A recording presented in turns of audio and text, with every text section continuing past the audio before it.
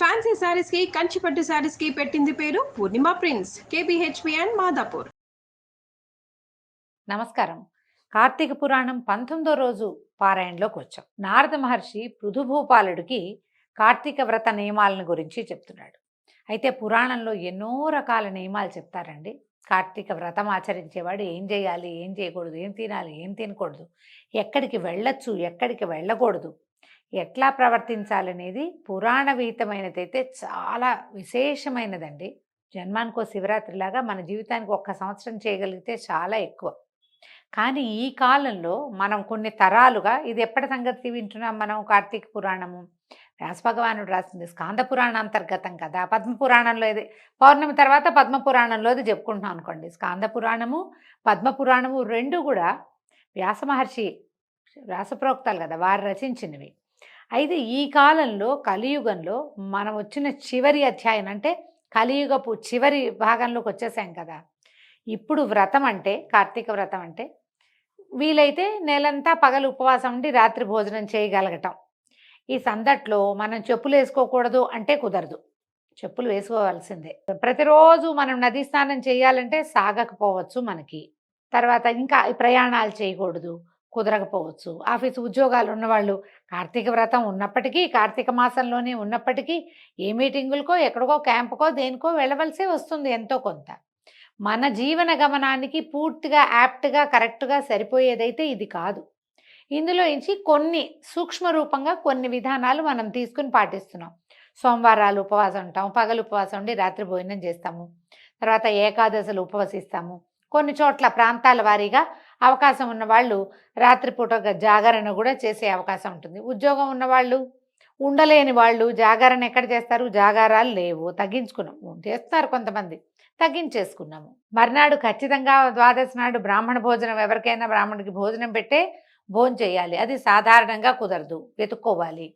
ఇవన్నీ సమస్యలు కాబట్టి సూక్ష్మాంశంగా అయినా మనం కార్తీకాన్ని విడిచిపెట్టకుండా, వదిలేయకుండా చేస్తూనే ఉన్నాం. ఈ పుస్తకంలో చెప్పినట్టుగా అలాగ చేయలేకపోతున్నాము, ఇది తప్పేమో పొరపాటేమో అన్న భావజాలల్లోకి వెళ్ళబోకండి. మానేయటం కంటే చేయడం మంచిది. చేసేటప్పుడు ఎంతో కొంత చెయ్యాలి తప్పకుండా. కాబట్టి ఈ విధానాలు పురాతనమైనవని తెలుసుకుందాము. అప్పుడు ఏం చేసేవాళ్ళు, ఏం చెప్పబడింది అనేది వినయంతో వినడమే ఈ కార్తీక పురాణపు లక్ష్యం. సరే చూద్దాం ఇప్పుడు ఏం చెప్తున్నారు. కార్తీక వ్రతస్థులకు నియమాలు చెప్తున్నారు. ఈ వ్రతస్థుడు మాంసము, తేనె, రేగుపళ్ళు, నల్లావాలు, ఉన్మాదకాలని భుజించకూడదు. మనం ఇప్పుడు ఉపవాసం అనగానే నీళ్ళల్లో తేనె వేసుకుని తాగండి, కొంచెం షుగర్స్ అందుతాయి అని చెప్తున్నామండి. ఇందులో మాత్రం తినకూడదని చెప్తారు.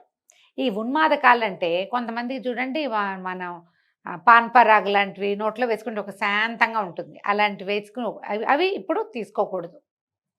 అంటే మనల్ని ప్యాసిఫై చేసేవేవి పుచ్చుకోకూడదు అన్నమాట. తర్వాత పరాన్న భుక్తి, వేరే వాళ్ళ ఇంట్లో భోజనం చేయకూడదు ఖచ్చితంగా. తర్వాత పరద్రోహము, పక్కవాడిని ఎవరికి ద్రోహం చేయకూడదు. దేశాటనని త్యజించాలి. దేశాటం అంటే క్యాజువల్ ట్రిప్స్కి వెళ్ళవద్దు, కానీ తీర్థయాత్రలు మాత్రం తప్పకుండా చేయొచ్చు. ఫలానా దేవాలయం కోసం ఫలానా ఊరు వెళ్ళటం, మీరు వెళ్ళిన ఊర్లో దేవాలయాలు చూడాలి కానీ ఇతరత్ర ఫ్యాన్సీ వ్యవహారాలు, మ్యూజియం ఉంది చూద్దాం, ఇంకేదైనా ఉంది వేరే మతాల తాలూకు గోపురాలు బాగుంటాయని చూడడం, అలాంటివి చేయకూడదండి. తర్వాత మన పార్కులు అవి చూడకూడదు. మీరు వేరే ఊరు వెళ్తే తప్పకుండా దేవాలయ దర్శనం మాత్రమే, తీర్థాటనగానే వెళ్ళాలట. దేవ బ్రాహ్మ గురు రాజులను, స్త్రీలను, గోవ్రతస్థులను దూషించకూడదు. ఈ సమయంలో ఈ నెల రోజులు ఇది మనం చేయగలుగుతాం. దైవ దూషణ పనికిరాదు, బ్రాహ్మణ దూషణ పనికిరాదు.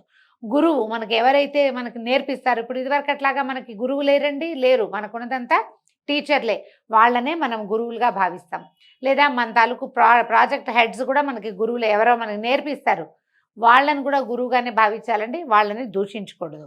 తర్వాత రాజు అంటే ఇప్పుడు రాజులు లేరు కదా, అధికారులు అనుకుందాం, లేదా పదవిలో ఉన్న వాళ్ళు దూషణకి దిగకూడదు. స్త్రీలని దూషించకూడదు. తర్వాత గోవ్రతస్థులు, ఇలాగే మనలాగా వ్రతంలో ఉన్నవాడిని అసలు దూషించకూడదు. మనలాంటి వ్రతంలో ఉన్నవాడిని దూషించామా భగవంతుడిని దూషించినట్టే, వెంటనే శాపాలు వచ్చేస్తాయట. అవిసె నూనెను, నువ్వుల నూనెను, విక్రయాన్నమును, నింద్యవ్యజనయుక్త భోజనాన్ని, దూషిత ఆహారాన్ని విసర్జించాలి. అవిసె నూనె, నువ్వుల నూనె తినకూడదు కార్తీక మాసంలో. అవిసె నూనెలు మనం ఎట్లాగూ తినం, ఎప్పుడో ఒకసారి ట్రై చేస్తాం, కానీ అవిసె నూనె డబ్బాలు కొనుక్కొని చాలామంది మానేస్తారు. అది మహాజిగురు బంకలా ఉంటుంది, ముట్టుకోరు దాన్ని. నువ్వుల నూనె వాడుకుంటాం వంటల్లో, దాన్ని మానేయాలట. అంటే ఇప్పుడు మనం ఒక పని చేయొచ్చు, నెలంతా మానేస్తామో మానేయమో, ఈ ఉపవాసం ఉన్న రోజు సాయంకాలం భోజనం చేస్తాం కదా, సోమవారాలు, తర్వాత ఏమో ఏకాదశి నాడు ఉపవసించి ద్వాదశి నాడు భోజనం చేస్తాము, తర్వాత పౌర్ణమి నాడు పగలు ఉపవాసం ఉండి సాయంకాలం భోజనం చేస్తాము. అప్పుడు మీరు నువ్వుల నూనె వాడకుండా ఉంటే సరిపోతుంది వంటలోకి. తర్వాత ఏం చెప్తున్నారు, విక్రయాన్నము ఎక్కడా కొనుక్కుని తినద్దు. అంటే మనం ఏదైనా ఊరు వెళ్ళినప్పుడు ఇక తప్పదు కదంటే అప్పుడు దేవుడికి నమస్కారం చేసుకుని, పురాణంలో చెప్పారు నాయన, అదైతే నా వల్ల కావటం లేదు, ఇక ఏదో భోజనం చేస్తున్నాం, పురాణాల్లో చెప్పబడింది కానీ నాకు కుదరటలేదు, నేను వేరే ఊరు వచ్చాను. మనం తీర్థయాత్రకు వెళ్ళినప్పుడు కూడా అన్నం కొనుక్కుని తినే రోజేనండి, కలియుగం కదా ఇది. చేయలేనప్పుడు ఇక ముందుకెళ్ళిపోవటమే. తర్వాత నింద్య వ్యజన భోజనయుక్తం, ఏదైనా ఈ కూరలు మంచివి కాదు అని చెప్పిన వాటిని తినడం. ఉల్లిపాయలు వేసింది పనికిరాదండి, తినకూడదు. తర్వాత దూషిత ఆహారము, ఏదైనా కొంచెం కలుషితమైంది అలా అనుమానం వస్తే, అంటే నిలవబడింది, అవి తినకూడదు అనమాట. ప్రాణి సంబంధిత మాంసచూర్ణాలు, ఆమ్ల సంబంధితాలైన నిమ్మకాయలు, కొర్రల వంటి హీన ధాన్యాలు, అంటే తృణధాన్యాలు అంటున్నాం కదా మనం, ఇంకా ఆ పురాణంలో మాత్రం హీనధాన్యం అని చెప్పారండి. అలా ఎందుకు చెప్పారో తెలీదు, కానీ చెప్పబడింది. సద్దెన్నాన్ని రాత్రికి పొద్దున వండిన అన్నాన్ని సాయంకాలం ఉపవాసం విడిచేటప్పుడు తీసుకోవద్దు, పనికిరాదు. సద్దన్నాన్ని స్వీకరించద్దు.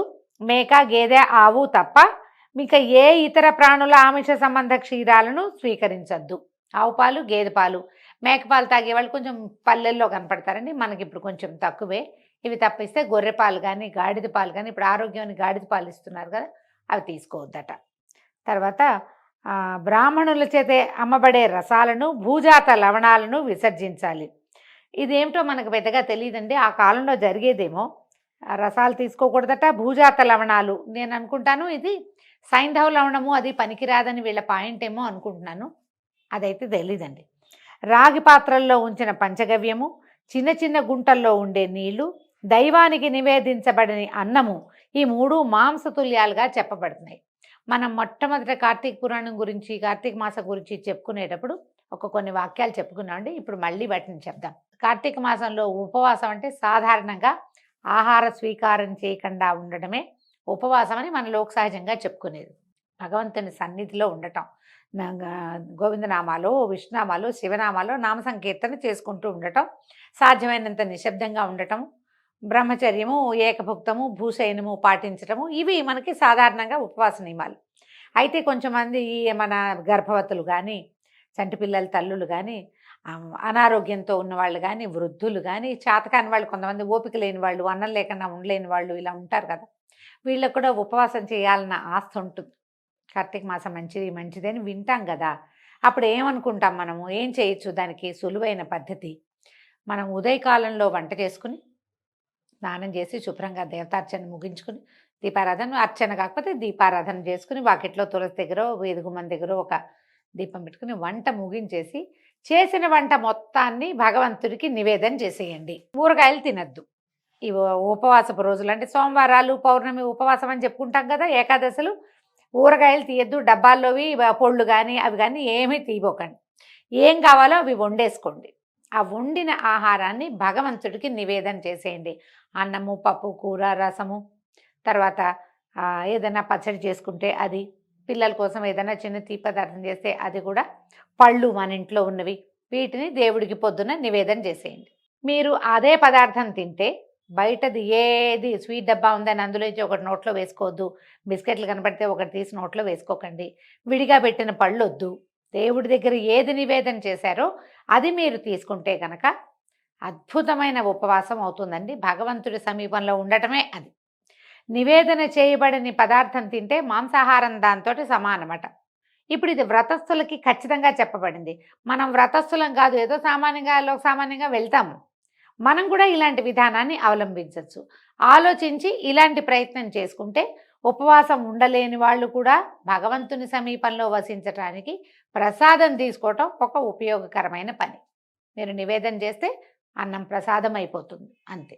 బ్రహ్మచర్యాన్ని భూషయనాన్ని పాటించాలి. ఆకులలోనే భోజనం చేయాలి. ఎవరైతే ఇది నియమంలో ఉన్నారో వాళ్ళు ఉపవాసం విడిచేటప్పుడు బాదమాకుల్లోనూ విస్తరాకులోనూ అరిటాకులోనూ భోజిస్తే, అరిటాకు చాలా శ్రేష్టం అండి. బాదమాకులు కూడా మంచివే. కుదిరితే మనం విస్తర్లలో లేకపోతే విస్తరాకు ఉంటుంది వాటిలో భోజనం చేయటం.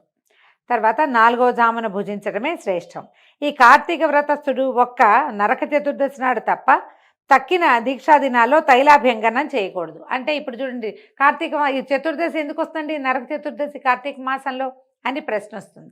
పురాణం ప్రకారము సూర్యుడు తులా సంక్రమణం చెందిన దగ్గర నుంచి ఈ కార్తీక వ్రతం పెట్టుకుంటారు. అది ఎప్పుడు జరిగింది, కిందటి నెలే జరిగిపోయింది. ఇంచుమించుగా ఆ పౌర్ణమి మర్నాటి నుంచి, ఇప్పుడు ఆశ్వీజ పౌర్ణమి నుంచి కార్తీక పౌర్ణమి వరకు తులా సంక్రమణం. ఈ 40 రోజులు 30 రోజులు చేసే వాళ్ళకి ఇది చెప్తున్నారనమాట. దీక్షా దినాలలో తైలాభ్యంగనం చేయకూడదు. మనం ఎట్లా అప్లై చేసుకోవాలంటే, ఉపవాసం ఉన్న రోజున నెత్తికి నూనె పెట్టుకుని స్నానం చేయకూడదు.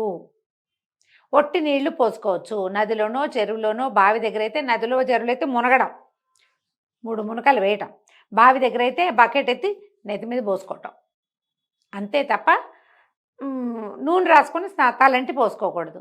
తల చాలా జిడ్డుగా ఉంటుంది, ఆఫీస్కి వెళ్ళాలి. ఎలాగండి అంటే, ఇప్పుడు మనకి అమెండ్మెంట్లు వచ్చినాయి కాబట్టి ఒట్టి తల మీదే ఒక నలకంత షాంపూవో, చిటికెడు శనగపిండో, సీకాయ పొడో వేసి తలకాయ రుద్దుకోవచ్చు. కానీ నూనె పెట్టుకుని స్నానం చేయకూడదు. ఒంటికి నూనె రాసుకొని నూనె వదిలించుకోవటం అవి ఉపవాస దినాల్లో పనికిరావు. విష్ణువ్రతం చేసేవారు వంకాయ, గుమ్మడికాయ, వాకుడుకాయ, పుచ్చకాయలను విసర్జించాలి. బహిష్టలతోనూ అంటే పీరియడ్స్లో ఉన్న వారితోనూ, మ్లేచ్చులతోనూ, వ్రతభ్రష్టులతోనూ, వేదత్యక్తులతోనూ సంభాషించకూడదు. అటువంటి వారి ఎంగిలి కానీ, కాకులు తాకిన ఆహారాన్ని కానీ, అశౌచ అంటున్నారు. అశౌచ సంబంధిత ఆహారం అంటే ఎక్కడైనా బాగుండని చోట్ల పెట్టిన పదార్థాన్ని తీసుకోవద్దు. తన శక్తి కొలది విష్ణు ప్రీతికై కృచ్రాదులను చేయాలి. గుమ్మడి, వాకుడు, సురుగుడు, ముల్లంగి, మారేడు, ఉసిరిక, పుచ్చ, కొబ్బరికాయ, ఆనప, చేదు పొట్ల, రేగు, వంకాయ, ఉల్లి వీటిని పాడ్యమి ఆదిగా పరిత్యజించాలి. కార్తీక మాసంలో కూడా ఉసిరికాయని తినకూడదు. ఇవేగాక ఇంకా కొన్నిటిని కూడా వర్జించాలి. మరికొన్నిటిని బ్రహ్మార్పణం చేసి భుజించాలి.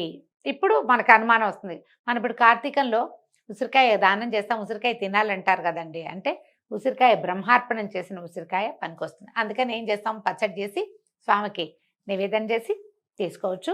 కార్తీకంలో ఉసిరికాయలు కొంచెం లేతగా ఉంటాయండి, అంత ముదురుగా ఏమి ఉండవు. ఇవి మనం ఉపవాసం చేసినప్పుడు ఏకాదశి నాడు, మర్నాడు, ద్వాదశి నాడు ఉసిరికాయ తినాలి. ఈ నియమం ఉన్నవాళ్ళు బ్రహ్మార్పణం చేసి తీసుకోవచ్చు. ఈ కార్తీక మాసంలో చేసినట్లే మాఘమాసంలో కూడా ఇదే వ్రత విధానాన్ని పాటించాలట. కార్తీక వ్రతాన్ని యథావిధిగా ఆచరించే భక్తులను చూసి యమదూతలు సింహాన్ని చూసిన ఏనుగు వల్లే పారిపోతారు. 100 యజ్ఞాలు చేసిన వాడు కూడా స్వర్గాన్నే పొందుతాడు, కానీ కార్తీక వ్రతస్థుడు మాత్రం సాయుజ్యముక్తిని పొందుతాడు. అంటే విష్ణుని పూజించిన వాడు విష్ణు సాయుధ్యాన్ని, శివుని పూజించిన వాళ్ళు శివ సాయుధ్యాన్ని పొందుతారు. కాబట్టి యజ్ఞయాగాదుల కన్నా కార్తీక వ్రతం గొప్పదని తెలుసుకోవాలి. ఓ రాజా, భూలోకంలో ఉన్న పుణ్యక్షేత్రాలన్నీ కూడా కార్తీక వ్రతస్థుని శరీరం అందే ఉంటాయి. విష్ణువాజ్ఞావశవర్తులైన ఇంద్రాదులందరూ రాజుని సేవకులు కొలిచినట్లుగా ఈ వ్రతస్థుణ్ణి సేవిస్తారు. విష్ణు వ్రతాచరణ పరులు ఎక్కడ పూజింపబడుతూ ఉంటారో అక్కడి నుంచి గ్రహములు, భూత ప్రేత పిశాచాదులు పలాయన మంత్రాన్ని పఠిస్తాయి. యథావిధిగా కార్తీక వ్రతం చేసే వారి పుణ్యాన్ని చెప్పటం చతుర్ముఖుడైన బ్రహ్మ కూడా సాధ్యం కాదు. ఈ కార్తీక వ్రతాన్ని విడవకుండా ఆచరించేవాడు తీర్థయాత్రలు చేయవలసిన అవసరమే లేదు. ఎందుకంటే వీటి తీర్థయాత్ర చేసినట్లే అవుతుందట. అయితే ఇంకా చెప్తున్నాడు, ప్రజారంజనశీల పృథునుపాల. ఇంకా ఈ కార్తీక వ్రత ఉద్యాపన విధిని సంగ్రహంగా చెప్తున్నాను విను. మనం ఇప్పుడు వ్రతము ఉద్యాపన 2 చేయమండి, కార్తీక మాసాన్ని పాటించుకుంటూ వెళ్తాం అంతే. ఈ వ్రత ఉద్యాపన విధి ఏం చెప్తున్నారనమాట. విష్ణు ప్రీతి కోసము, వ్రత సాఫల్యం కోసము కార్తీక శుద్ధ చతుర్దశి నాడు వ్రతస్థుడు ఉద్యాపన చేయాలి. అంటే శుద్ధ చతుర్దశి నాడే చేసేయాలి. అంటే ఇది మనం ముందు చెప్పుకున్నాం కదా, తులా సంక్రమణం నుంచి వృశ్చిక సంక్రమణం దాకా మాత్రమేనమాట. తులసిని స్థాపించి దాని చుట్టూ తోరణాలు కలది, 4 ద్వారాలు కలది, పుష్ప వింజామర్ల చేత అలంకరింపబడింది అయినటువంటి శుభప్రదమైన మండపాన్ని ఏర్పరచాలి. 4 ద్వారాల వద్ద సుశీల, పుణ్యశీల, జయ విజయులనే 4 ద్వారపాలకులను మట్టితో ఏర్పరిచి వారిని ప్రత్యేకంగా పూజించాలి. విష్ణు ద్వారపాలకులు వీళ్ళు. తులసి మొదట్లో 4 రంగులు గల ముగ్గులతోటి సర్వతోభద్రమనే అలంకారాన్ని చేయాలి. దానిపై పంచరత్న సమన్వితము నారికేళ్ల సంయుక్తము అయినటువంటి కలశాన్ని స్థాపించి శంఖచక్ర గదా పద్మధారి పీతాంబరుడు లక్ష్మీ సమేతుడు అయిన నారాయణుణ్ణి పూజించాలి. ఇంద్రాది దేవతలను ఆయా మండలాల్లో అర్చించాలి. మనం చేస్తాం కదా మండపారాధనం, అలా చెప్తారనమాట. శ్రీకృష్ణుడు ఏకాదశి వెళ్తున్న ద్వాదశి నాడు నిద్రలేచి త్రయోదశి నాడు దేవతలకు దర్శనమిచ్చి చతుర్దశి నాడు పూజనీయుడై ఉంటాడు కనుక మానవుడు ఆ రోజున నిర్మల చిత్తుడై ఉపవాసం ఉండి విష్ణు పూజను విధి విధానంగా ఆచరించాలి. గురువుల ఆజ్ఞ ప్రకారము శ్రీహరిని సువర్ణ రూపమందు ఆవాహన చేసి షోడశోపచారాలతో పూజించి పంచభక్ష్య భోజ్యాలను నివేదించాలి. గీత వాద్యాది మంగళ ధ్వనులతో ఆ రాత్రి నుండి సేవించుచు మరునాడు ప్రాతకాలము కాలకృత్యాలు నెరవేర్చుకొని నిత్యక్రియలను ఆచరించాలి. పిదప నిష్కల్మషాంతరంగుడై హోమం చేసి బ్రాహ్మణ సమారాధన చేసి యథాశక్తి దక్షిణలు ఇవ్వాలి. ఈ విధంగా వైకుంఠ చతుర్దశి నాడు ఉపవసించిన వాడు విష్ణు పూజ చేసిన వాడు తప్పక వైకుంఠాన్నే పొందుతున్నాడు. ఓ బ్రాహ్మణులారా, మీరు సంతోషించుట చేత నేను విష్ణునుగ్రహమును పొందేదనుగాక. ఈ వ్రతాచరణ వల్ల గత 7 జన్మలలోని నా పాపములు నశించుగాక, నా కోరికలు తీరునుగాక, గోత్రవృద్ధి స్థిరమగుగాక అని బ్రాహ్మణులను నానావిధ క్షమాపణలు కోరుకోవాలి. నేను ఎప్పుడైనా అపచారాలు చేసుంటే నన్ను క్షమించండి. ఈ వ్రతం వల్ల నాకు ఇలాంటి సద్గతులు మా పితరులకి నాకు కూడా కలగాలని దీవించమని బ్రాహ్మణులకి అపరాధ క్షమాపణలు చెప్పుకోవాలన్నమాట. వారి చేత తథాస్తు అని దీవించబడి దేవత ఉద్వాసనలు చెప్పేసి బంగారపు కొమ్ములతో అలంకరింపబడిన గోవుని గురువుకి దానం ఇవ్వాలి. అటు తర్వాత సజ్జనులతో కూడిన వాడే భోజనాదులు పూర్తి చేసుకోవాలి. ఇది పూర్వకాలపు విధి అండి. ఆ కాలంలో కార్తీక వ్రతాన్ని ఈ రకంగా ఆచరించేవాళ్ళు. అంటే సూర్యుడు తులా సంక్రమణం చెందిన దగ్గర నుంచి వృశ్చిక సంక్రమణం దాకా, మరి రవి సంక్రాంతి గురించి చెప్పుకుంటాం కదా మనం. ఈ సంక్రాంతి మధ్యంలో ఈ వ్రత విధానాన్ని ఆ కాలంలో చేసేవారట. మనం మాస విధులు నిర్వహించుకుంటున్నాం ఇప్పుడు. సంక్రమణ విధి కాకుండా మాస విధిని నిర్వర్తిస్తున్నాము. ఏదైనా విధానం ఇంచుమించుగా కాస్త దగ్గరగా ఉన్నది. కార్తీకంలో ఇతరులతో పోట్లాడకూడదు, ఎవరైనా ఉపవాసం ఉంటే వాళ్ళని ఏమీ అనకూడదు. ఇవన్నీ ఈ నియమాలు మనం ఇప్పటికీ కూడా పాటిస్తామండి. చాలా విశేషమైన సంగతులు తెలుసుకున్నాం కదా. ఈ రోజుతోటి పారాయణ సమాప్తం అయిందండి. రేపు ఉదయం 20వ రోజు పారాయణతో మళ్ళీ కలుసుకుందాం. నమస్కారం.